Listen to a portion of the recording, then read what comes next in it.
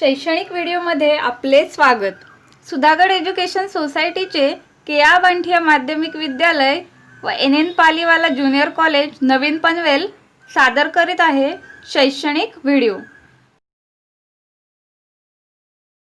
Friends, last period we studied the concept gravitation and the Kepler's law of gravitation. In this period, we are going to study Newton's universal law of gravitation. Newton observed many observations and Kepler's law, and he formulated that every object in the universe is attracts to every other object in the universe with the definite force, and he, according to this theory, he stated the universal law of gravitation. He stated this law: the force is directly proportional to the product of masses of the two objects and is inversely proportional to the square of the distance between them. म्हणजेच मित्रांनो, या ठिकाणी न्यूटनने जो शोध लावला की विश्वातील प्रत्येक वस्तू ही दुसऱ्या वस्तूला आपल्याकडे अट्रॅक्ट किंवा आकर्षून घेण्याचा प्रयत्न करते, तर त्यासाठी जे बल ती वापरते किंवा अस्तित्वात आणते, त्यानुसार न्यूटनने युनिव्हर्सल लॉ ऑफ ग्रॅव्हिटेशन त्या ठिकाणी प्रस्थापित केला। आणि तो नियम म्हणजेच विश्वातील कोणत्याही दोन वस्तू जे बल लावतात किंवा जे बल प्रयुक्त करतात ते बल त्यांच्या वस्तुमानाशी समानुपाती, वस्तुमानाच्या गुणाकाराशी समानुपाती आणि अंतराच्या वर्गाच्या व्यस्तानुपाती त्या ठिकाणी असते। या ठिकाणी the universal law of gravitation, the first sentence, the force is directly proportional to the product of masses, we can write this: F is directly proportional to m1 m2. m1 means the mass of first object and m2 is the mass of second object. We take the two objects having mass m1 and m2, we can write this, the first sentence of law: the force, F means force. Force is directly proportional to the product of m1 and m2. Second sentence of the law: the force is inversely proportional to the square distance between them. The distance is denoted by d, and d is the distance between the two objects. And this distance we can written like this: F is inversely proportional to the square of distance. F inversely proportional to the square of the distance. And law can be stated as F is directly proportional m1 m2 divided by d square, or the square of the distance. Here F is directly proportional m1 m2 means product of masses. When the product mass is increases, the force also increases. In these sentences, when the distance is increases, the force is decreases. For example, here the distance is double, means 2 square is equal to 4. The force is decreases by factor 4. When distance is triple, means 3 square is equal to 9, the force is decreases by factor 9. Means when one factor is increases, then other factor is decreases. That is called as the inversely proportional. Here the formula of the universal law of gravitation is F is directly proportional to m1 m2 divided by d square.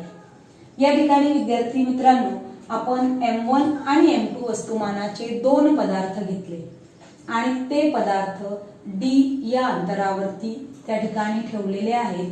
m1 हा m2 वर बल प्रयुक्त करतो, m2 हा m1 वर बल प्रयुक्त करतो, आणि ते जे लावलेलं बल असतं ते पहिलं न्यूटनच्या लॉचं जे वाक्य आहे की बल हे पदार्थाच्या वस्तुमानाच्या गुणाकाराशी समानुपाती असते ते आपण या पद्धतीने लिहू शकतो. समानुपाती म्हणजेच समप्रमाणात. एक घटक वाढला की दुसरा घटक सुद्धा वाढतो. आणि दुसरं वाक्य जे आहे युनिव्हर्सली प्रपोर्शनल म्हणजेच व्यस्त प्रमाणामध्ये एक घटक वाढला की दुसरा घटक त्या ठिकाणी कमी होतो. आणि या पद्धतीने आपण त्या दोन वस्तूंमधलं जे प्रयुक्त केलेलं बल असतं ते या सूत्राच्या सहाय्याने आपण लिहितो. F directly proportional m1 m2 divided by d square means force inversely proportional to square of the distance. हा त्या ठिकाणी युनिव्हर्सल लॉ ऑफ ग्रॅव्हिटेशनचा फॉर्म्युला त्या ठिकाणी आहे. This formula we also can write this method F is equal to G m1 m2 divided by d square. या पद्धतीने सुद्धा लिहू शकतो आपण. Here we can remove the sign of proportional and write is equal to and write G. G is the universal constant. G is called the universal constant and its value is 6.673 into 10 raised to minus 11. And this value is measured by the scientist Cavendish experimentally. And the SI unit of G is Newton meter square into kg minus square. या ठिकाणी Newton metre वर्ग गुणिले KG वजा 2 वर्ग या पद्धतीने त्या ठिकाणी आपल्याला एसआय युनिट जी चं मिळतं. एसआय युनिट कशा पद्धतीने आपण काढतो. G is equal to G ची व्हॅल्यू या ठिकाणी या फॉर्म्युल्यानुसार G is equal to F D square इकडे भागिले इकडे येताना काय होईल गुणिले आणि हे वरती गुणिले आहे तिकडे येताना काय होईल भागिले m1 m2 F measured into Newton, then the unit of distance is meter and the mass of unit of the mass is a kg. Kg into kg means kg square, and we can write this unit in the like this Newton meter square into kg minus 2. म्हणजेच हे इथे square आहे ते वरती जाताना त्या ठिकाणी अधिक 200 वजा 2 त्या ठिकाणी होतील. This is the universal law of the gravitation. Next is the second sentence of the universal law of gravitation is the force is universally proportional to the square of the distance between them. These sentence prove the Newtons with the help of the Kepler's third law. केप्लरच्या third लॉच्या सहाय्याने न्यूटनने हे sentence त्या ठिकाणी सिद्ध केले की वस्तूचे बल हे त्याच्या अंतराच्या वर्गाच्या व्यस्तानुपाती त्या ठिकाणी असते. And this sentence he prove by the example of the uniform circular motion and magnitude of centripetal force. Here we take an example. Suppose a planet revolves around the sun in a circular motion. The planet revolves around the sun in a circular motion and the force is acts by this planet towards the sun is F is equal to mv square divided by r. M means mass of the planet, v is equal to speed of the planet and r is equal to radius of the circle, or we also called as the distance between the sun and the planet. And the force acts by the planet is F is equal to mv square divided by r. या ठिकाणी आपल्याला हे एक planet सूर्याभोवती त्या ठिकाणी फिरतो आहे आणि त्या प्लॅनेट करून सूर्याकडे लावलं जाणारं बल त्या ठिकाणी एम म्हणजे त्या प्लॅनेटचं किंवा ग्रहाचं वस्तुमान, व्ही म्हणजे त्या प्लॅनेटचा किंवा ग्रहाचा सूर्याभोवती फिरण्याची गती किंवा वेग आणि आर म्हणजे प्लॅनेट आणि सूर्य यांच्यामधलं अंतर किंवा सर्क्युलर मोशन मध्ये फिरतंय म्हणून त्या सर्कलची रेडियस म्हणजेच त्या ठिकाणी r. Here speed or velocity is shown by this formula distance travel divided by time taken. In this circular motion on when planet revolves around the sun, the speed of that planet means the perimeter of the circle. कारण की हे planet त्या ठिकाणी गोलाकार गतीने किंवा गोलाकार मार्गाने फिरणार आहे आणि मग त्याची गती म्हणजे एक सर्कल कंप्लीट करणं म्हणजेच त्या ठिकाणी त्या वर्तुळाचा परिघ होय. म्हणजे डिस्टन्स किती ट्रॅव्हल केलं तर त्या वर्तुळाचा परिघ, आणि परिघाचा फॉर्म्युला आपल्याला माहिती आहे 2πr means the speed of the planet, distance travel and time taken. ते पूर्ण फिरण्यासाठी त्याला किती वेळ लागला आहे. म्हणजेच स्पीड आपण या सूत्राच्या सहाय्याने we show the speed by this formula 2πr divided by t. T means time taken. Here we put the value of v in this formula. See here, f is equal to m and value of v this put in this formula. V square means 2πr divided by t square divided by r. Multiply square of this value. F is equal to m. 2 square means 4. Pi square means pi square. R square divided by t square and r. Here 1 r remove. Then f is equal to 4m pi square divided r divided by t square. या ठिकाणी आपण v square किंवा स्पीडची जी value आहे, किंमत आहे, ती या सूत्रामध्ये टाकली 2πr भागिले t आणि ते सोडवलं. इथे m 2चा वर्ग 4, पायचा वर्ग पाय वर्ग, r चा वर्ग r वर्ग, नंतर हा आपला r सूत्रातला आणि t चा वर्ग t वर्ग. हा एक r आणि हा एक r गेला. सूत्रामध्ये उरलं f 4m पाय वर्ग r भागिले t चा वर्ग. या सूत्राला केपलर्स लॉच्या सहाय्याने आपण सोडवणार आहोत.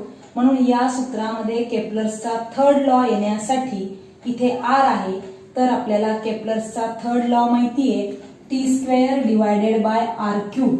आणि म्हणून इथे r क्यूब येण्यासाठी multiply and dividing r square we get the value f is equal to 4m pi square r cube divided by r square and t square. इथे केपलर्सचा थर्ड लॉ आपल्याला माहिती आहे t square divided by r cube is equal to k म्हणजे constant. इथे आपल्याला जी value दिसते ती value उलटी दिसते. ह्याच्या r क्यूब वरती दिसतोय आणि t स्क्वेअर खाली दिसतोय. मग आता या ठिकाणी आपण या व्हॅल्यू साठी जर आपण केपलर्सच्या लॉ मध्ये टी स्क्वेअर भागिले r क्यूब याला आपण k लिहितो, तर इथे ही उलटी असल्यामुळे याचा सुद्धा आपण युनिव्हर्स किंवा व्यस्त लिहिणार आहोत 1/k. ही व्हॅल्यू 4f बरोबर 4m pi square divided by r square आणि याच्या ऐवजी 1/k. या ठिकाणी f is equal to 1/r square 4m pi square divided by k. ही व्हॅल्यू त्या ठिकाणी आपण बाजूला काढली आणि ही व्हॅल्यू कॉन्स्टंट आहे. Because of 4 is a value, then 4 is a number, m is mass of the planet, it is also a definite with any object. Value of pi is also definite or fixed and k is also constant. Therefore, this value is constant. We can write this formula f is equal to 1/r square into constant, and this constant is removed. Then we can return f inversely proportional to 1/r square. R means radius and radius means also the distance between the two objects or sun on the or the planet, and we can also write this formula 1 F universally proportional 1 square of the distance means this sentence or this formula is the second sentence of the universal law of the gravitation. Okay, force is inversely proportional to the square distance between them, and Newton's proved in that way with the help of Kepler's law. Next, the earth gravitational force. When we thrown a stone vertically upward direction, at that time we observe some observation. First, when the stone thrown vertically upward direction, at that time it remains constant, or will it change with time? How will it change? Doesn't the stone move up all the time? Why does it fall down after reaching a certain height? What does the maximum height depends on? की एखादा दगड जर आपण खालून उंचावर फेकला आणि त्याचं निरीक्षण केलं तर तो एकाच गतीने वरती जात असतो का, किंवा काही वेळानंतर त्याच्या गतीमध्ये बदल होतो का, त्या एकाच गतीने त्या ठिकाणी तो वरती राहतो का, आणि ज्या वेळेस तो एका विशिष्ट उंचीला गेल्यानंतर तो पुन्हा खाली का येतो. The answers: when we throw a stone vertically upward, this force tries to pull it down. ज्या वेळेला आपण तो दगड वरती त्या ठिकाणी फेकतो त्यावेळेला त्या ठिकाणी त्या काही फोर्स त्या दगडाला आपल्याकडे ओढण्याचा त्या ठिकाणी प्रयत्न करते, and due to this force it reduces its velocity. आणि ते फोर्स जे लावलं जातं त्यामुळे त्याच्या वेलॉसिटीमध्ये किंवा वेगामध्ये त्या ठिकाणी बदल होतो. And due to this constant downward pull the velocity becomes zero after a while. त्यानंतर जे कायमस्वरूपी पृथ्वीकडून समजा जे बल लावलं जातं त्या बलामुळे काही अंतर गेल्यामुळे त्याचं जी वेलॉसिटी असते ती वेलॉसिटी झिरो होते, and the pull continue to be exerted and the stone start moving vertically downward towards the center of the earth under its influence. आणि ते बल सातत्याने लावलं गेल्यामुळे एका विशिष्ट उंचीवरती ते झिरो होतं आणि त्यानंतर बल हे लावलंच जातं, म्हणून त्या ठिकाणी व्हर्टिकली डाऊनवर्ड डायरेक्शनने किंवा लंब दिशेने ते पृथ्वीवरती त्या ठिकाणी तो दगड खाली येतो. आपले हक्काचे मराठी चॅनल रायगड ओवी न्यूज चॅनल, सदैव आपल्यासोबत रायगड ओवी न्यूज चॅनल. नेहमी पाहत रहा, लाईक करा, सबस्क्राईब करा आणि बेल आयकॉनवर क्लिक करायला विसरू नका.